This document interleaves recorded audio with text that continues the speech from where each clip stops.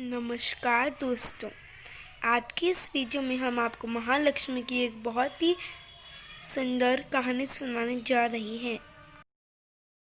दोस्तों, एक समय की बात है। किसी नगर में एक सेठ जी और एक सेठानी जी रहती थी। सेठ जी के 4 बेटे और 4 बहुएं थीं। सेठ जी लक्ष्मी जी के अनन्य भक्त थे। एक समय की बात है, सेठ जी से लक्ष्मी जी रूठ गईं और उनके घर से जाते जाते बोली, मैं जा रही हूँ और मेरी जगह नुकसान आ रहा है। तुम तैयार हो जाओ, लेकिन मैं तुम्हें अंतिम भेंट जरूर देना चाहती हूँ। मांगो जो भी इच्छा हो। सेठ जी बहुत समझदार थे। उन्होंने माता लक्ष्मी से विनती करी, माता नुकसान आए तो आने दो, लेकिन उससे कहना कि मेरे परिवार में आपसी प्रेम बना रहे। बस मेरी यही इच्छा है। लक्ष्मी जी ने तथास्तु कहा और वह अंतर्ध्यान हो गईं। कुछ दिनों के बाद सेठ जी की सबसे छोटी बहू खिचड़ी बना रही थी। उसने नमक आदि डाला और अन्य काम करने लगी। तब दूसरे लड़के की बहू आई और उसने भी बिना चखे खिचड़ी में नमक डाला और वहां से चली गई। इसी प्रकार तीसरी और चौथी बहुएं आईं और नमक डालकर चली गईं।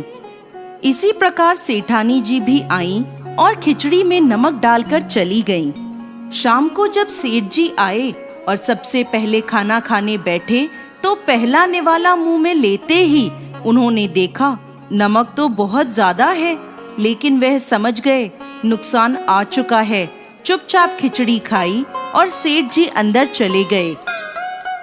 सेठ जी के बाद बड़े बेटे का नंबर आया। पहला निवाला मुंह में लिया, पूछा, पिताजी ने खाना खा लिया क्या? सभी ने उत्तर दिया, हाँ खा लिया। बड़े बेटे ने पुनः पूछा, क्या कहा उन्होंने? सभी ने उत्तर दिया, कुछ नहीं बोले। अब लड़के ने सोचा, जब पिताजी ही कुछ नहीं बोले तो मैं चुपचाप खा लेता हूँ। इस प्रकार घर के अन्य सदस्य एक एक कर आए और खाना खाने बैठे। पहले वाले के बारे में पूछते और चुपचाप खाना खाकर चले जाते। रात को जब सेठ जी सो रहे थे, तो उनके सपने में नुकसान आया और हाथ जोड़कर सेठ जी से कहने लगा, मैं जा रहा हूँ। सेठ जी ने पूछा, क्यों, क्या हुआ? तब नुकसान कहता है, आप लोग 1 किलो तो नमक खा गए, लेकिन बिल्कुल भी झगड़ा नहीं हुआ। मेरा यहाँ कोई काम नहीं है। झगड़ा और कमजोरी हानि और नुकसान की पहचान है। जहाँ प्रेम है, वहाँ लक्ष्मी जी का वास है।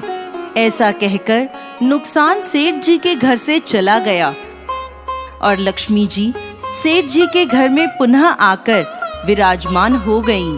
तो दोस्तों, कैसी लगी आपको आज की हमारी ये कहानी? हमें कमेंट बॉक्स में लिखकर जरूर भेजिएगा और साथ ही साथ हमारे इस चैनल को सब्सक्राइब करना ना भूलें। जय माँ लक्ष्मी।